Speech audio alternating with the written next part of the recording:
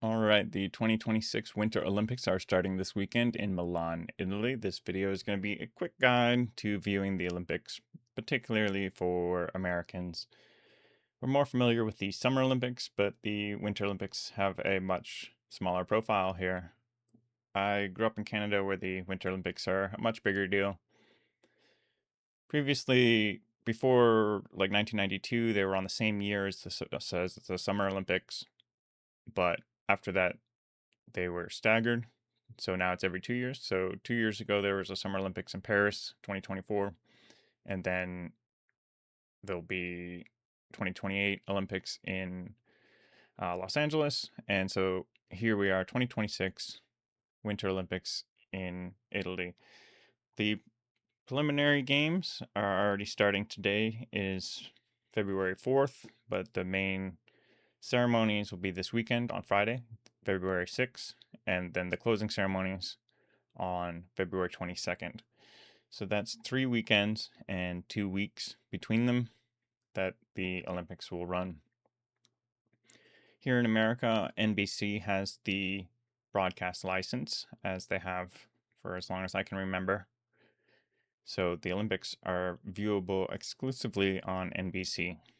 The way it works with NBC is that all events are viewable on their NBC Sports app if you have a cable subscription that uses the Olympics standard international feed. And then for certain events that are more uh, widely broadcastable and popular in America, they'll be broadcast on cable, specifically on the USA channel and on CNBC, mostly as like overflow on the weekends. A lot of the events are kind of stacked on the weekends. So some of the events will be on USA Network. The biggest events are shown on broadcast NBC. So I almost want to do a separate video on this at some point, but just a reminder, especially for younger people, if you have an antenna, like a $10 antenna from Walmart, you plug it into the little screw port on your TV, you get local channels, typically NBC, Fox, CBS, maybe ABC, uh, maybe CW network, and then a bunch of other like B channels that show old programs and stuff like that. There's a lot of channels there, but the main ones, and of course the applicable one, is NBC. It's broadcast free over the air. You just need the antenna to plug in and view it on a TV, and you view those live for free. And with the Olympics being in Italy, there's a time zone offset. So most of the events live are really like super early in the morning, like 4 o'clock in the morning, and then they're kind of wrapping up in their afternoon here. NBC then re-airs a lot of the programs at night. So pretty much every night during the Olympics, I think they'll be doing the Olympic Zone coverage at 8 o'clock Eastern, probably 8 o'clock Pacific as well. And they show what they call like plausibly live, so they're not like spoiling and not necessarily cutting. Well, they'll cut forwards in time for and stuff like that, and kind of compress events and jump around kind of like it's live, but they're showing stuff that happened earlier in the day. So you can watch the Olympics events live on the app and on the networks when they're available for those events that are available, or you watch the coverage in prime time at night. Then they drop away from that coverage. They do local news at like 11 or 11:30 or something, and then they come back and they do like Olympic late night or something like that, and they kind of do just the same thing where they just show more events and stuff like that. So both can be a good way to watch. So talk about the games. So the largest tournaments here are the hockey tournaments, ice hockey. There's a men's tournament and a women's tournament. Uh, so for years, of course, in the beginning, for most of the history of the Olympics, it was amateurs only and professionals weren't allowed to play. And then in the 90s, they started allowing professionals to play. And so there's a couple years of dream teams of NHL players, but then that didn't stick around, and it hasn't been NHL players in the Olympics again for a little while. And this year, NHL players are back, so that's going to be some hype to see. Canada is, of course, the favorites in that event, but US puts up a fair team, and some European teams put up some fair teams as well. It's a real competition, and it's fun to see. Um, International hockey is a bit of a different meta than NHL hockey. Uh, Less fights and stuff, and more open. Also, because of the shape of the rink, it's wider, so it's expected to have more pass and open play, and it's shorter. Particularly this one. One of the stories leading into this is whether this rink will even be finished in time. They're still working on it now, and the games are set to start real soon here, within a day or two. So, uh, hoping everything goes well there, of course. But it's even shorter than usual, end to end. So, should be some interesting games to watch. And then again, there's the women's team tournament as well. I'll reveal myself to be a bit of a chauvinist and say that I don't enjoy watching women's sports for a lot of sports, but then there's some sports, say golf or something like that, or tennis, where women's events are just right on the same level as men's events as far as any of the entertainment or drama that comes with that, and the skill. It's not really uh, a distinguishable difference there in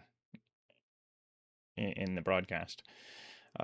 And women's hockey more so dominated by the Canadian and American teams. The Americans are more at parity with the Canadians in women's hockey, and that's quite a rivalry. And so that's definitely the game to watch, the U.S. versus Canada game. And so, like I said, that's the major tournaments that go, and these are big tournaments in in some countries, especially Canada. That um, some of the most watched broadcasts of all time in Canadian history have been Olympic hockey finals. So the next big sport there is curling. Curling is not as familiar to Americans. Uh,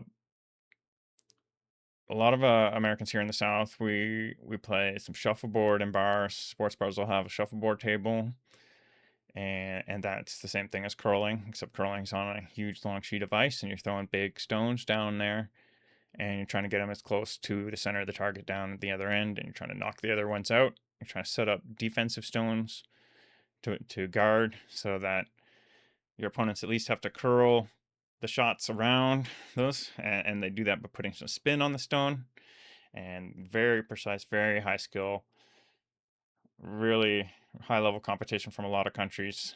Unbelievable skill and strategy in this game. It's a really underappreciated sport here. So there's 3 curling events. There's a men's team, women's team, and then a mixed doubles event. Mixed doubles was new just a couple years ago, and that's a men and a women as a team of 2. So it's a bit different, and that's the tournament that starts it off. They do that one first, and then they do the men and women's tournaments towards the ends of the Olympics there. So definitely check out some curling matches if you get the chance. It's got a kind of a reputation as a sleeper, boring sport, but it moves pretty quick. Consists of different ends, kind of like innings in baseball. They move back and forth, alternating who's going first and such. So, so that's curling, and then there's another big area is skiing. So there's different skiing events ranging from like downhill, alpine skiing, really fast stuff, to flat cross country, and several things in between. With the cross country, there's also a combined event with shooting where they do cross country skiing and then shoot. It's the biathlon. There's combined cross country skiing and ski jumping, which is Nordic combined. There is uh, a new event this year, which is kind of like cross country skiing, but you're like walking up the mountain, racing up the mountain on your skis, and then skiing down the mountain, and it's called mountaineering.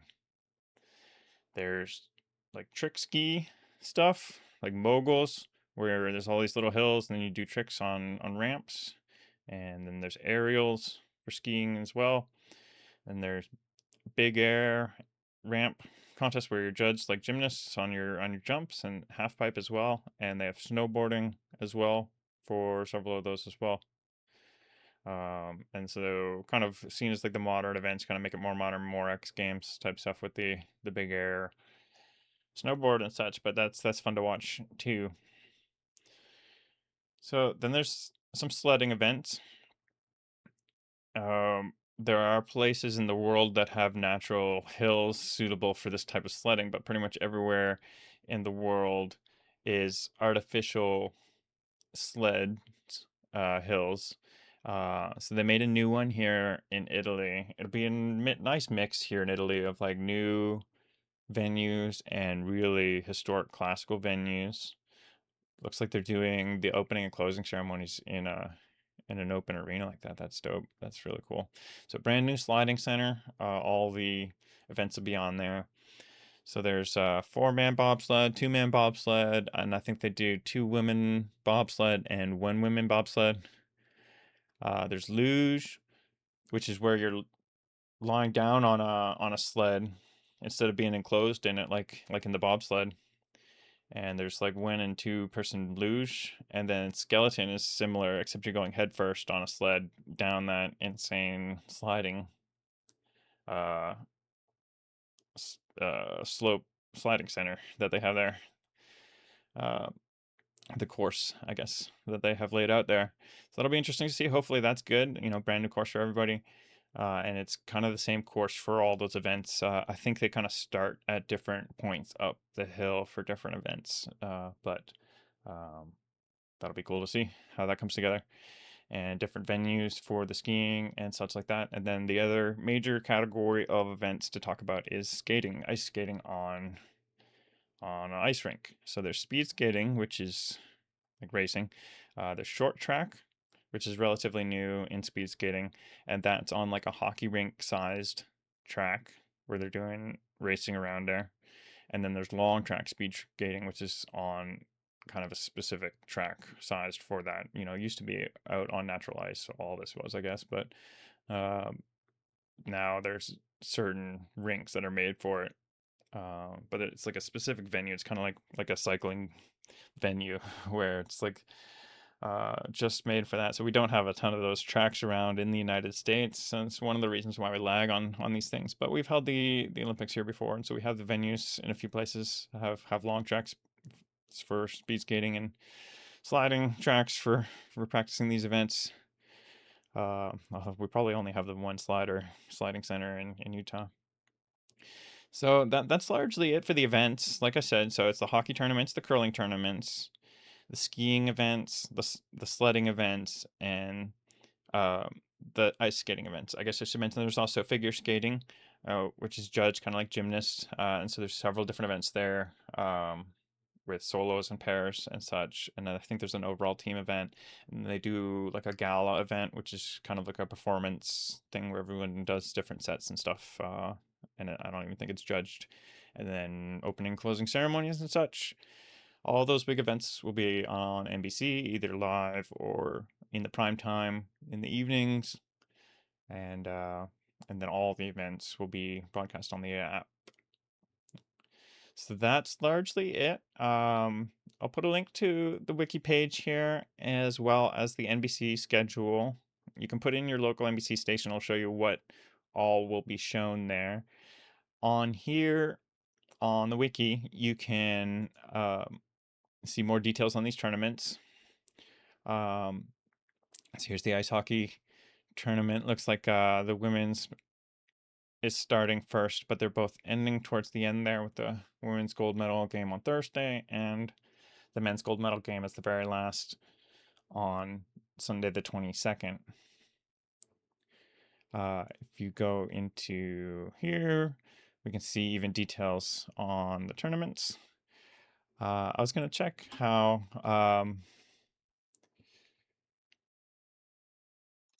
the when the women's Canadian versus American game is going to be. We can see all this here or on the NBC schedule there. So we see here um, February 10th at 2010. That's UTC +1 or UCC -5 here. Check the NBC schedule. Let me just bring that up here now. All right, NBC schedule here, Tuesday the 10th. So that'll be in the afternoon. So it looks like they're planning on showing it on the USA Network at 2:10 in the afternoon there for that US versus Canada game. And then, as I said, we'd expect them to show it. Well, they're showing it again on USA Network at 11 p.m. at night. And they have the prime time in Milan, is what they're calling it this year. I think every night at 8 p.m., where they'll show the highlights of other things. So mixed doubles tournament will be ending that day for curling as well. Hopefully good placements for some home teams here, or for our teams here. US, and I'd like to see Canadians do well there. And we'll see how the Italians do as the home team there. So that's it for my Winter Olympics guide. Probably longer than I meant to, but post if you got any questions or just enjoy the Winter Olympics while they're on for the next couple weeks. Thanks for watching.